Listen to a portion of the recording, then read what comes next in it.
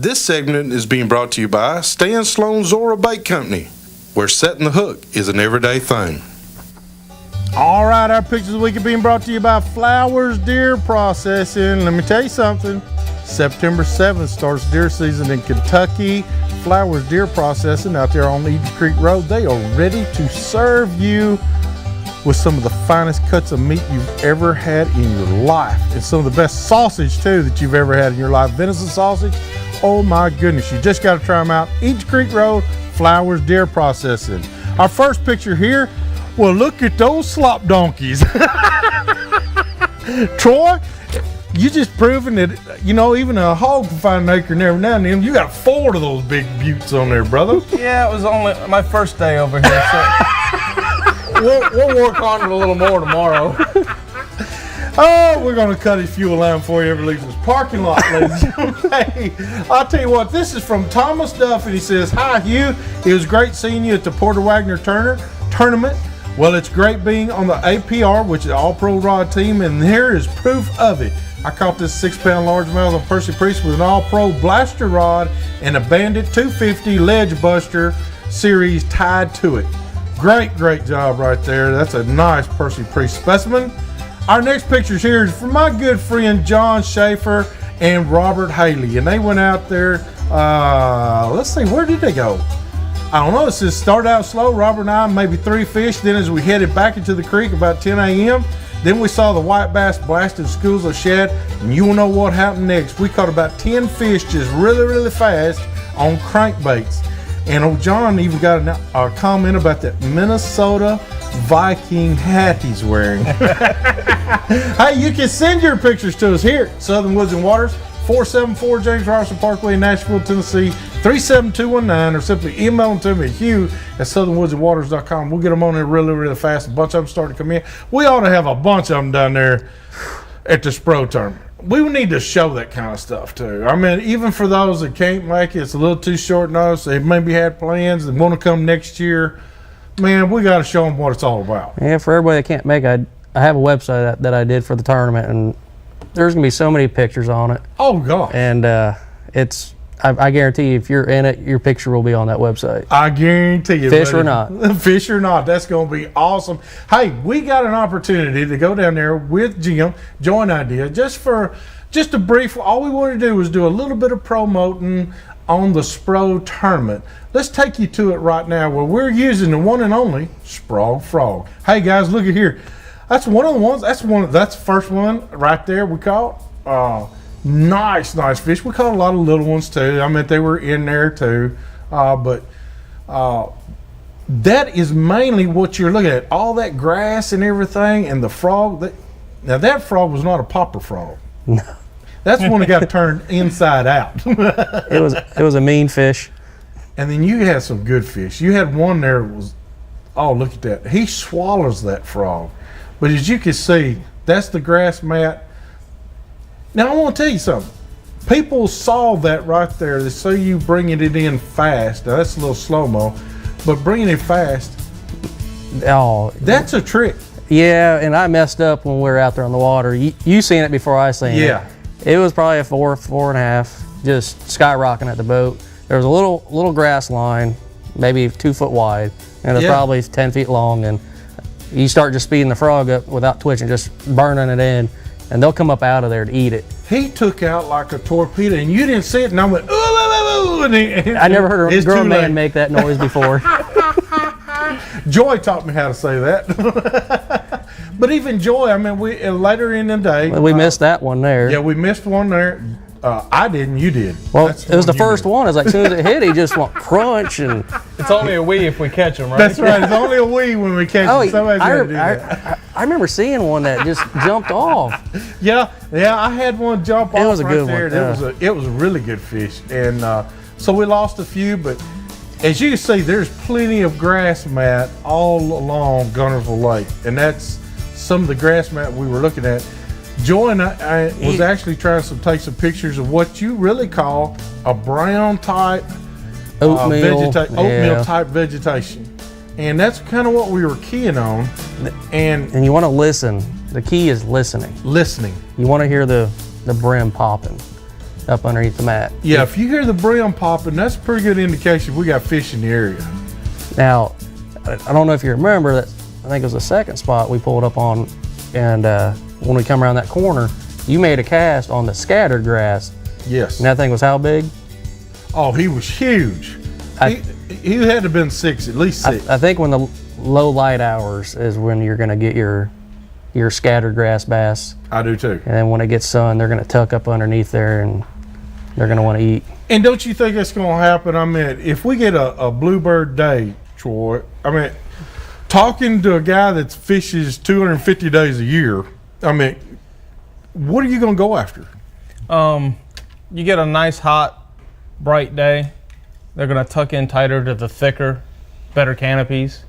You get some cloud cover, rain, whatnot. They're going to move into the more scattered stuff. Be a little easier a little faster movement to catch them.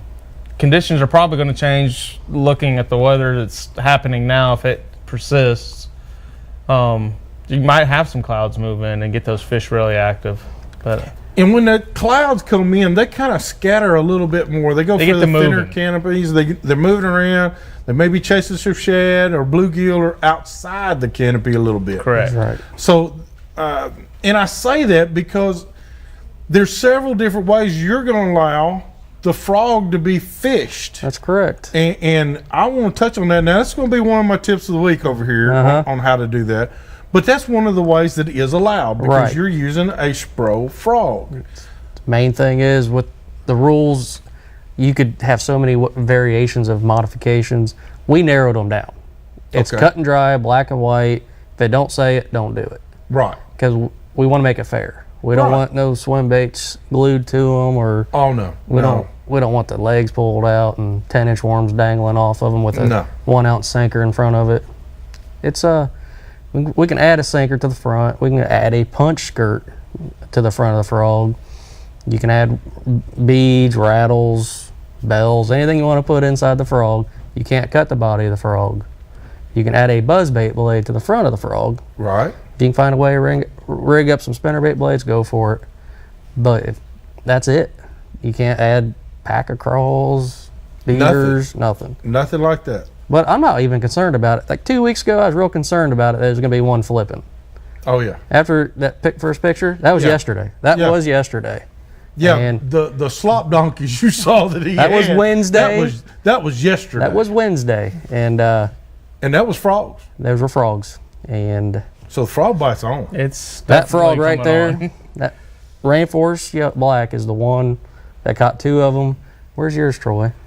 I didn't bring mine out here. Oh, Wait a minute. He's got to use the same colors we do. red ear. But if you look how many colors SPRO has, there's a lot of them to pick from. That's right. That's right.